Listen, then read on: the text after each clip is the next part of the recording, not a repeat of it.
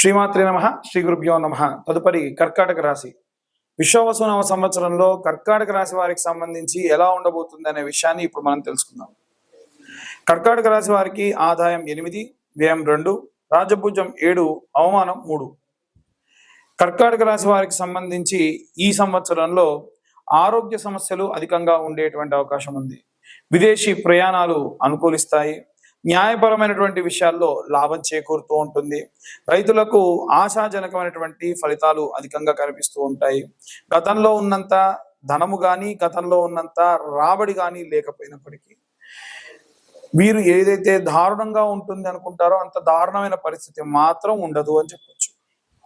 ముఖ్యంగా శనిగ్రహం యొక్క కరుణా కటాక్షాల వలన, గురుగ్రహం వల్ల, గురుగ్రహానికి సంబంధించిన ప్రత్యేకమైనటువంటి ఆశీస్సుల వల్ల, అలాగే రాహువు కేతువు గ్రహ ప్రభావం వలన పరిస్థితుల్లో మెరుగైనటువంటి సంఘటనలు అన్ని కూడా మనకు కనిపించే అవకాశం ఉంటుంది.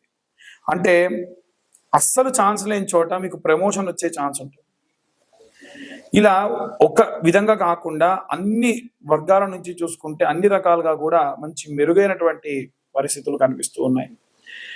గతంలో ఉన్నటువంటి మానసిక ఒత్తిడి, శారీరక బాధ నుంచి కాస్త ఉపశమనం పొందుతారు. ఈ యొక్క ఏడాది ప్రారంభంలో కుజుడి యొక్క ప్రభావం వలన కాస్త ఆరోగ్య సమస్యలు ఏవైనా రావచ్చు. అంటే ఇప్పటి వరకు ఎటువంటి వ్యాధులు లేని వారికి ఏవైనా సరే, అంటే షుగర్ కానీ బీపీలు కానీ వచ్చాయన్న సంగతి తెలుస్తుంది. అలాగే శనిగ్రహం కుంభం నుండి మీనంలోకి ప్రవేశించడం వలన కాస్త శని నుండి విముక్తి పొందేటువంటి అవకాశం కూడా ఉంది. శనిగ్రహం వల్ల కలిగేటువంటి ఇబ్బందుల్లో ఉదాహరణకు యాక్సిడెంట్ జరిగే అవకాశం ఉంటుంది. అలాగే ఆపరేషన్స్ జరిగే అవకాశం ఉంటుంది. ఇవేవి జరగకుండా బయటపడే అవకాశం కూడా ఉంది.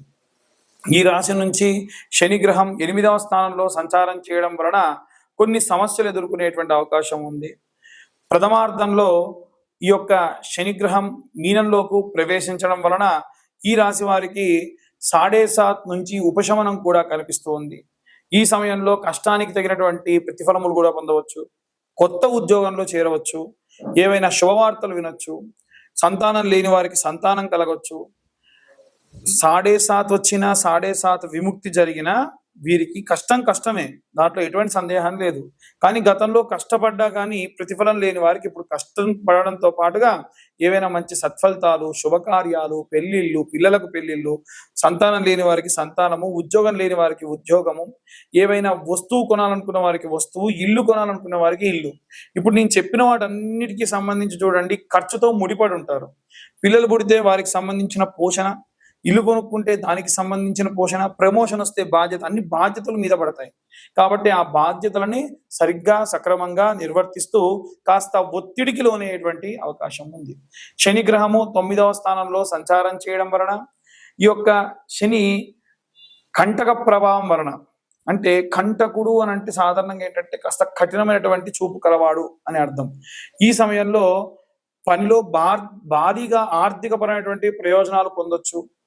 అంటే ఇప్పటి వరకు మిమ్మల్ని కష్టపెట్టి విడిచేసిన కారణం వలన, ఏవైనా శనిగ్రహ ప్రభావం వలన కాస్త బకాయిలు తీర్చడము, అప్పులు తీర్చడము, అలాగే ఇన్ని రోజుల నుంచి అప్పులు తీర్చలేక మేము ఎక్కడో బయటికి వెళ్ళిపోయి బతకాలనుకున్న వాళ్ళు కూడా చాలా దిగ్విజయవంతంగా ఉండడము, ఈ యొక్క గురుగ్రహ సంచారం వలన ప్రత్యేకమైనటువంటి విజయము, విద్యారంగంలో ఉన్న వారికి విజయము, అలాగే ఆదాయపరమైనటువంటి సేవింగ్స్, ఇప్పటి వరకు ఎప్పుడు కూడా మీరు సేవింగ్స్ చూడనటువంటి వాళ్ళు సేవింగ్స్ చూసే అవకాశము, ఇవన్నీ కూడా ఉంటుంది. అనవసరమైన వాటికి ఇంట్లో ఉన్న వారి వల్ల ఖర్చు కూడా పెరిగే అవకాశం ఉంది. పెళ్లికి వెళ్తే వాళ్ళకి పెట్టుబడులు పెట్టాలని, చీరలు పెట్టాలని, వస్తువులు కొనాలని, అట్టహాసంగా కార్లలో వెళ్ళాలని, నగలు కొనుక్కోవాలని, ఇలాంటి వాటి వల్ల ఖర్చు కూడా పెరిగే అవకాశం ఉంది. వ్యాపార రంగంలో కొందరు వ్యక్తుల యొక్క సహాయంతో పెద్ద ఆర్డర్లు చేపట్టే అవకాశం కూడా ఉంది. పెద్ద ప్రాజెక్టులు చేసే అవకాశం ఉంది. దీంతో పాటుగా నూతన వ్యాపారం, అంటే అప్పటి వరకు వ్యాపారం గురించి విన్నవాళ్ళే తప్ప ఆ వ్యాపారం గురించి తెలవని వారు కూడా ఆ మంచి వ్యాపారం చేసేటువంటి అవకాశం ఉంది. గురుగ్రహం 12వ స్థానం నుండి ప్రయాణం చేసి ఈ రాశి వారికి కొత్త అవకాశాలు ఇస్తూ ప్రయాణం చేస్తూ ఉంటాడు. పెట్టుబడుల నుంచి ప్రయోజనకరమైనటువంటి ధన రాబడి రావడము, శనిగ్రహం ఆశీస్సులతో వ్యాపారం మెరుగవడము, కష్టానికి తగినటువంటి ఫలితం ఇవ్వడము, ఇవన్నీ కూడా ఈ యొక్క శనిగ్రహం గురుగ్రహ సంచారం మార్పుల వల్ల జరిగేటువంటి పరిణామాలు. ఇవి మంచి శుభ సూచకం అని చెప్పొచ్చు. ప్రథమార్థంలో ద్వితీయార్థంలో అక్కడక్కడ కొన్ని మిశ్రమ ఫలితాలు ఉన్నప్పటికీ చాలా మెండుగా ఉందని చెప్పొచ్చు. ఈ రాశి వారు నూతన సంవత్సరంలో ఆరోగ్యం పట్ల చాలా శ్రద్ధ వహించాలి. ఈ రాశి నుంచి శని అష్టమంలో సంచారం చేయడం వలన సమస్యలు కొన్ని ఎదురైనప్పటికీ మొదటి 6 నెలల్లోనే కాస్త ఒత్తిడి ఏవైనా ఇబ్బందులు ఉంటాయి తప్ప ఈ ద్వితీయార్థంలో అలాంటివన్నిటిని కూడా ఎదుర్కొంటారు.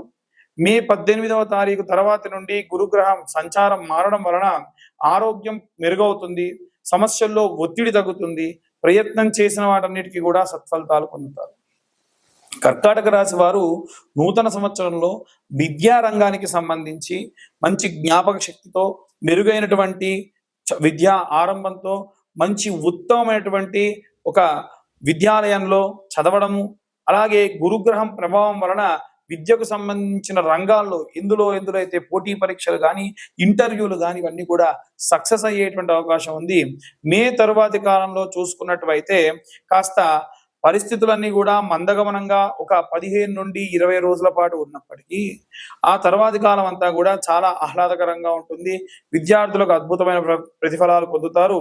మే తర్వాత కేతు 2వ స్థానంలోకి మారడం వలన కుటుంబంలో కొన్ని రకాలైనటువంటి ఆందోళనలు గొడవలు జరిగేటువంటి అవకాశం ఉంది.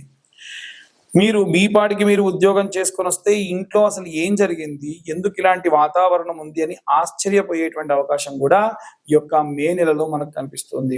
కర్కాటక రాశి వారికి నూతన సంవత్సరంలో వైవాహిక జీవితానికి సంబంధించి కూడా చాలా ఆనందకరమైనటువంటి విషయాలు మనకు కనిపిస్తూ ఉన్నాయి. ప్రేమ వివాహం కోసం ఎదురు చూస్తున్న వాళ్ళు ఎవరైతే ఉన్నారో వారు మీరు వివాహం చేసుకోవాలి, అవతల ఉన్నటువంటి వ్యక్తికి మీకు నచ్చింది చేసుకోవడం కాకుండా 2 కుటుంబాలకు సంబంధించి కూడా ఆలోచించడం మంచిది. ప్రేమ వివాహాలకు సంబంధించిన ప్రయత్నాలు నెరవేరే అవకాశం ఉంటుంది. కానీ వివాహం కంటే ముందే జాతకం చూయించుకోవడం వల్ల వివాహం తర్వాత విడిపోకుండా అన్యోన్య దాంపత్యం చేసేదానికి గాను ఆ యొక్క ముందు చేసేటువంటి రెమెడీస్ మీకు సహాయపడతాయి. ఎట్టి పరిస్థితుల్లో కలత్ర దోషం ఉన్నా, మాంగళ్య దోషం ఉన్నా ప్రేమించి వివాహం చేసుకునేవారు దయచేసి వీటిని అర్థం చేసుకోండి. ఎందుకంటే చాలా మంది ప్రేమించి వివాహాలు చేసుకొని ఆ తర్వాత విడిపోవడం కానీ ఈ పరంగా ముందుకు వెళ్తూ ఉన్నారు. ఎట్టి పరిస్థితుల్లో ఇలాంటివి జరగకుండా ఉండాలని వారికి కాస్త చెప్పేటువంటి విషయము. అలాగే ఇవన్నీ కూడా గోచారరీత్యా చెప్పేటువంటి విషయములు మాత్రమే. పూర్తిగా మీ జాతకం విశ్లేషణతో మీకు కావాలి అని అంటే మీ పేరు, మీ date of birth, time, place మా కింద ఉన్న నెంబర్కి పంపించడం వల్ల 60 నుండి 70 పేజీల్లో జాతకం మీకు అందించి పూర్తి విశ్లేషణతో జాతకం మీకు చెప్పడం జరుగుతుంది. 2025 సంవత్సరంలో కేవలం 2025 రూపాయలు మాత్రమే ఛార్జ్ చేయడం జరుగుతుంది. మరొకసారి అందరికీ కూడా విశ్వావసునామ సంవత్సర శుభాకాంక్షలు.